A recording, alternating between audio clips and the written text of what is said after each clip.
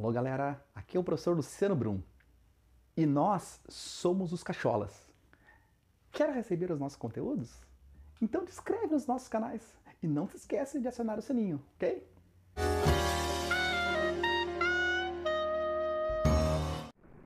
Olá galera, e a nossa aula de hoje é referente a estudo dos sinais e inequação do segundo grau. Assim como na inequação do primeiro grau, uma inequação nada mais é do que uma sentença matemática que apresenta pelo menos uma incógnita e ainda tem que existir a desigualdade. Esta desigualdade pode aparecer como sendo maior do que zero, menor do que zero, maior ou igual a zero e ainda menor ou igual a zero.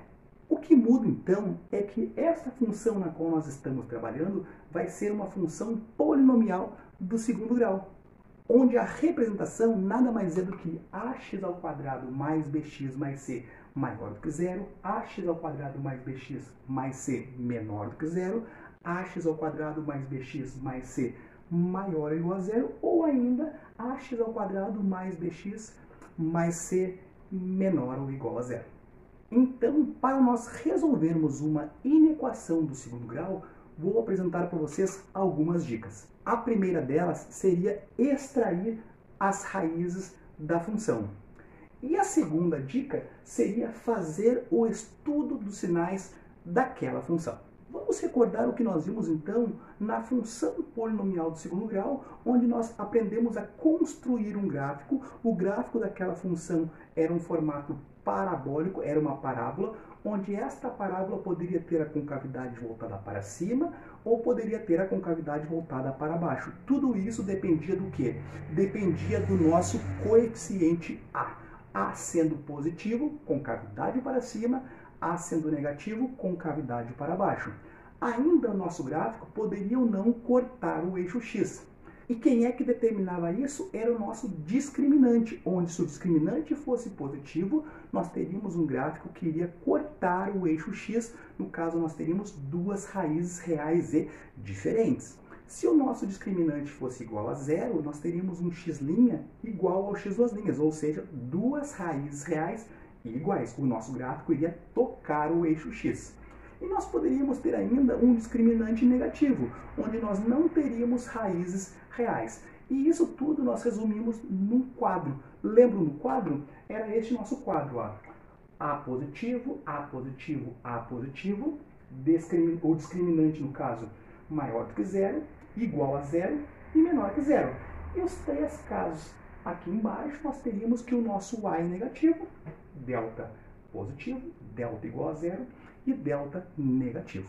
Aqui, então, é exatamente o que eu acabei de falar. A positivo, A negativo, discriminante positivo, discriminante igual a zero e discriminante negativo. Se nós fôssemos agora analisar o estudo do sinal da nossa função, observe.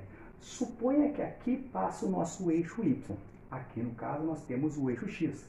Para este valor de x, nós vamos ter um y positivo. Para qualquer valor de x aqui no meio, nós vamos ter um y negativo. E qualquer valor à direita, nós vamos ter um y positivo. Ou seja, o que ficar acima do eixo x faz com que a função fique positiva. O que ficar abaixo do eixo x faz com que a função fique negativa. Então, se eu fosse representar os sinais, observem como é que ficaria.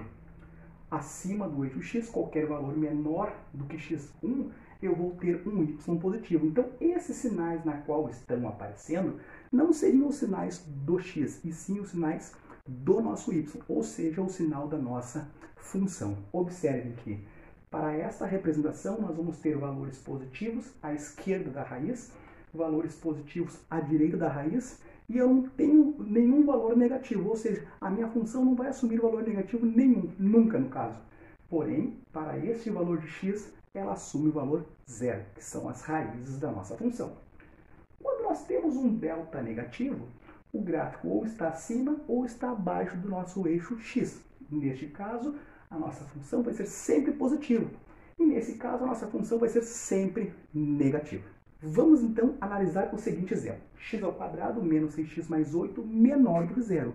Isto então é uma inequação do segundo grau. Vamos utilizar aquelas nossas dicas na qual eu representei para vocês anteriormente, onde o primeiro passo era nós identificarmos a função e determinarmos as raízes dessas. Observem, aqui está a nossa função de x, uma função quadrática. As raízes dessas é simplesmente descobrir o valor de x que faz com que ela venha a dar zero. Logo, x ao quadrado menos 6x mais 8 tem que vir a dar zero. E para nós determinarmos os valores de x que fazem com que a minha função venha a dar zero, nós recaímos numa equação do segundo grau, aplicamos a fórmula de Bhaskara e determinamos o x' e o x duas linhas, caso exista, tá? Então, neste nosso caso, o nosso x' vai ser igual a 2 e o nosso x duas linhas vai ser igual a 4. Esses dois valores, quando jogados dentro da nossa função, faz com que ela assuma o valor zero. Tendo agora as duas raízes, nós vamos para a nossa segunda dica, que seria fazer o quê? O estudo dos sinais, onde nós temos que observar e fazer um breve do esboço do nosso gráfico. E nós temos que verificar como se comporta a concavidade. Como o nosso A é positivo, a concavidade fica voltada para cima, cortando o eixo x nas raízes, ou seja, no número 2 e no número 4. Então, faça um breve esboço, concavidade voltada para cima, cortando o eixo x nas raízes. E agora a pessoa simplesmente vai determinar os sinais, que foi o estudo de sinais na qual nós fizemos anteriormente. Então, neste caso, o que ficar acima do eixo x, que esse é o eixo x, faz com que a minha função fique positiva. Então, qualquer valor de x menor do que 2, função positiva. Qualquer valor de x entre 2 e 4, função negativa. E qualquer valor de x à direita ou maior do que 4, função positiva. Se eu jogar o 2 e eu jogar o 4, a minha função vai zerar. Pensando então em termos de inequação, nós observamos que x ao quadrado menos 6x mais 8, que era a nossa função, tem que ser menor do que zero. Então, menor do que zero seria a parte abaixo do eixo x. E os valores de x que fazem com que eu tenha a função negativa ou a solução da minha equação são valores entre 2 e 4. Valores de x maiores do que 2 e menores do que 4. Então, a nossa solução ficaria este nosso intervalo. E é desta maneira com que nós vamos resolver uma inequação do segundo grau. Nossa solução, então, x pertence aos reais, tal que x tem que ser um valor maior do que 2 e menor do que 4. Outra maneira ainda de nós resolvermos a mesma inequação do segundo grau seria nós representar a nossa função na forma fatorada. De que maneira eu posso mostrar isso para vocês? Seria assim, a x ao quadrado menos 6x mais 8 menor que zero, como eu já tenho as duas raízes, os valores que fazem com que ela venha a dar zero, que no caso nós achamos como sendo 2 e 4, eu posso escrever na forma de dois fatores, ou seja, na forma fatorada. O 2 faz com que esse parênteses venha a zerar, então zera tudo, e o 4 faz com que esse parênteses venha a zerar, então zera tudo. Então o 2 e o 4 fazem zerar, digamos assim, a minha função como um todo. E se eu analisar como uma forma fatorada, eu posso voltar no que nós aprendemos lá na equação do primeiro grau, que era a inequação produto e a inequação quociente. Observe então o procedimento. Nós vamos dar nome a um dos fatores, chamar de f de x, e vamos dar nome ao nosso segundo fator, vamos chamar de g de x, e analisar separadamente como se fosse uma função à parte. Agora, essa minha função é do primeiro grau, e aquela g também é uma do primeiro grau. Então, analisando de uma maneira isolada, vamos traçar uma reta para fazer o estudo do sinal da minha f, depois fazer o estudo do sinal da minha g, e por último da fg. E o procedimento adotado é, já que nós temos as raízes, quem é que zera essa minha f aqui? O 2. E quem é que zera a minha g? O 4. Então eu vou destacar nestas retas o 2 e o 4. Agora faça o estudo do sinal de cada uma delas. A minha f, quem é que zera? O 2. Então, esta minha função, como o nosso coeficiente angular é positivo, então ela é uma função crescente. A minha g, a mesma análise eu faço. O coeficiente angular é positivo, então ela é uma função crescente. E agora representa os sinais de cada uma. O que ficar à direita, vamos supor assim, do número 2, faz com que fique acima do eixo x, positivo. E o que ficar à esquerda, negativo. Olha como é que ficariam os sinais então. Positivo, positivo e negativo.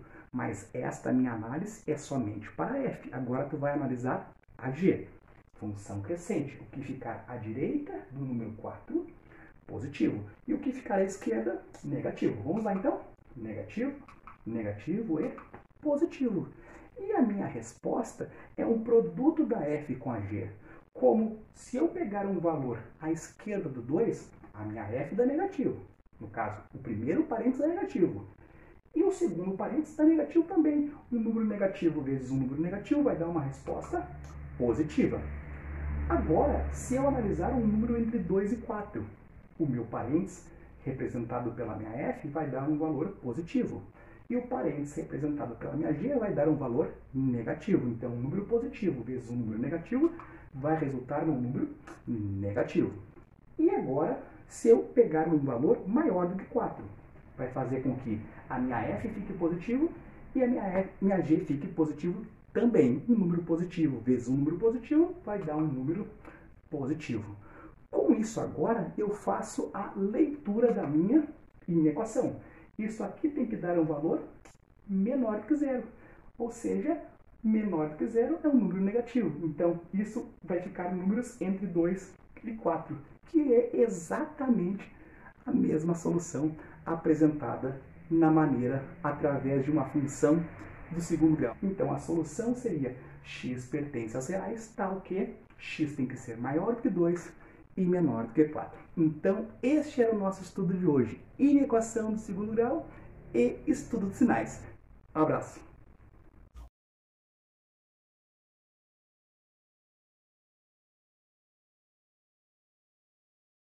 E não esqueçam de nos seguir nas redes sociais, ok, gente? Então, até o nosso próximo encontro. Forte abraço a todos. Até mais.